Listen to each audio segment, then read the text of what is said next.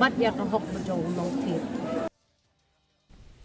Trained Nurses Association of India lane TNAI Shillong branch nin gasngi Jingrakhe ke International Nurses Week ahajar apply halor kapang our nurses our future hakane ke jingalang Dr. SS Nongbri Director of Health and Services MCH and FW Kamir Soka Meghalaya ilong kum ikongsan Dr. Nongbri ha ke jingkren jong lapan pau ya ke jing donkam jong ka Taiew National Nurses Week habakran bat ka di news Meghalaya Director of Health and Services Kasoka Meghalaya Dr. H.C. Lendam ilayro ya ki nurse namar ka jingkre shitom jong ki khamtam hakapor jong ka klam COVID.